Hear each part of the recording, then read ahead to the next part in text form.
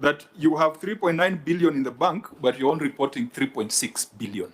But that is the layman's... Chair, yes. First of all, it is a cutoff, because I know sometimes the financial year, yes, closes end of June, but they extend for us a bit, like into July, and I'll have them explain. Because I know as council, sometimes we sit and negotiate with Treasury, and we say, hey, you guys are giving us money, like maybe May and June, it's dumped into our systems a week to the end of the financial year. So we kind of have some negotiations, and they extend for us another 3 weeks. So yes, the cutoff was June 30th, but there's still more going on in the back end. But I don't want to misquote it. Can they explain it using an extract from the bank statements? Because that's Msemakweli. Sure. I've had your broad explanation, but for them now is to prove it. But OAG, before then? Chair, in a layman point, if I receive money in my bank and I'm an accountant, why don't I record it in the cash book so that the cash book can reflect what is in the bank if I've not used it? Because what we are having here, the bank was having 3.9 billion, but their cash book did not have this money. So it means it was not accounted for in the cash book, which is now giving us a balance to the financial statement. So that's where our argument is. They ought, once they receive the money in the account on 30th June, they ought to have posted it in the cash book to reflect if they had not paid anything that remained unpresented. Treasury, before the county comes in. Thank you, Chair. There is one document that can be able to settle this issue once and for all. And that one is called a bank reconciliation statement. It should be able to explain all that. What was the opening balance in the cash book and in the bank, and how they reconcile. So if that one can be provided, honorable members of this committee, I think this committee will be able to make a determination very easily. Yes, CEC? For CEC, there is a statement made by the auditor saying that the difference alludes to the loss of money. Yeah? And I think from the discussion that we are having, and the governor mentioned it, there could be some payment that has not been reflected in the cash book. So is she able to establish that? Because she cannot tell us, I think, like, you know, there is loss of money. She needs to establish. Now, the difference is this money left here, it has not been reflected here. But if you say that there is a pointer to the loss of money, it doesn't make sense, because it's a blanket, you know, kind of statement. Maybe she needs to clarify on that. Remember, this could be the third time the auditor is saying this, because the auditor said it during the time of audit, in the interim certificate. The auditor said it in the certificate that was tabled. We said it again in our recommendations. So the burden of proof is on the county. CC, Governor says that there's something that you can explain to justify the cutoff. Thank you, Chair. Through the Governor, I would like to point to the last financial year, where the National Treasury final equitable share disbursement came after that one. The Governor has explained, and we understand that practice. Your job now is to show us that in this bank account, this is a part that came on 15th of June, totaling to 300 million, and then we close the matter.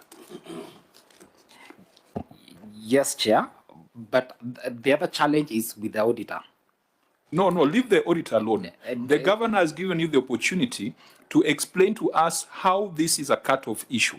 Please use this opportunity to explain it so that tomorrow my colleague senator or anybody else does not say that Governor Kihika stole 300 million. Left unchallenged, that would be the impression. So please give us the assurance that what we are explaining is supported by evidence.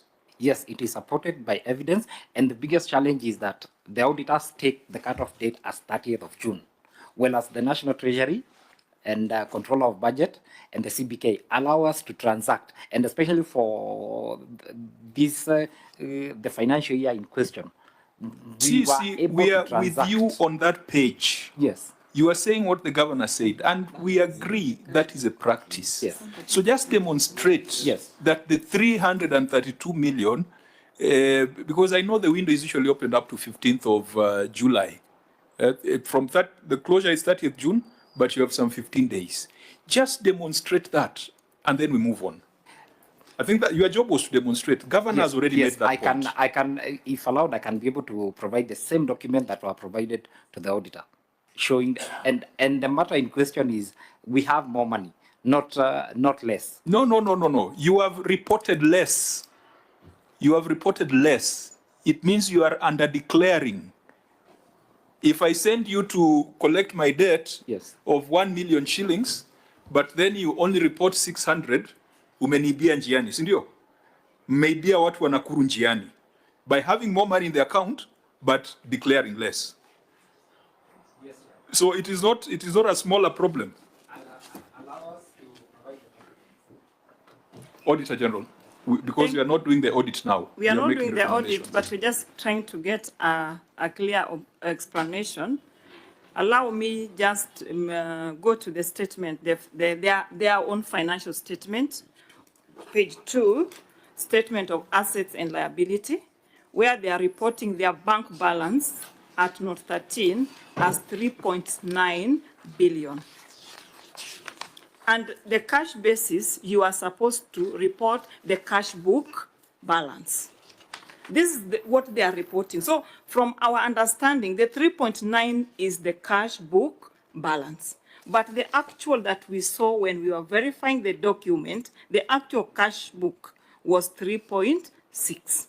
So we are querying the difference. So the issue of cutoff is not here because the 3.9 is in their document.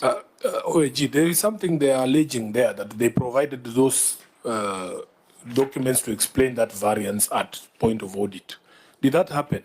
You know, Chair, sometimes I sit here and I'm so frustrated because, as you know, we are also audited. I'm an accounting officer. But when the auditor raises these things and you provide documents, the thing goes away. How is it that between accountants you don't understand what you are saying? So you can imagine where we are. Some of us are farmers and lawyers. We are looking at you. You are an accountant. Him is an accountant. How can you not understand each other on what is required to be done? He's saying one thing, you're saying the other. Did they provide those documents he's saying, or he's lying to us? Through the Chair, Honorable Member, if they provided, they should provide it even now in their submission after your recommendation. So if they don't have it today, how can they prove that they gave us? Yeah, because in any case, if they had provided it, we would have dropped it. We would have not sent it to the House for a resolution. So I think, Governor, here, your team has to be... and when he says the problem is with the AOG, I don't know. I mean, you people are all... accounting is one language. How is it lost in translation, Governor? The law is never clear. The law is always very clear, but numbers should be clearer. Governor, 300 million, whether overstated in one side or understated in the other, but how do we trace it? Chair, once again, like Senator Sifuna of the big city of Nairobi says, sometimes I don't know what happens in between us and them and you all and all that, because I can see from, this is the one of the AOG office, yeah? And you can see they have it as 3,940,844,221 as the bank balance. So I know they are saying, again, I'm also not an accountant, so I'm trying to quote and not misquote you. So I know you're saying that what was in the cash book was 3.6, but you can also see yourselves, you are able, from what we provided, to see that we had 3.9. Through the chair, sorry. So I'm not just directing it at the No. OAG. So I'm also confused. Where is the evidence that okay, you wouldn't 3.9? have this chair, and I'm sorry, because this is the one now between ourselves, from the previous, like you were saying, like Senator Sifuna was saying, where maybe they have a query and we provide documents and then they come back, you either drop it or you say it's not satisfied and we proceed. So initially it had been provided, that was what we had in the bank. What is that document you provided, Governor? What is this called? These are the financial statements to the Auditor General, Office of the Auditor General. I don't think that's what they are looking for. We have the same financial statements. No, but you're saying it's that the one we bringing never up said. it's the one bringing up the inconsistency. The variance. The thing you started very well, that it's a cut-off issue, and you are able to demonstrate. That's what we've been waiting for, because we understand that background. We understand that the systems can be opened up to 15th of July. So just explain that, because your opponents are going to use this and say that Susan stole 300 million. It can't be traced. It was established in the Senate. This is your opportunity to address that. So Chair, again, and maybe again, there's some confusion here.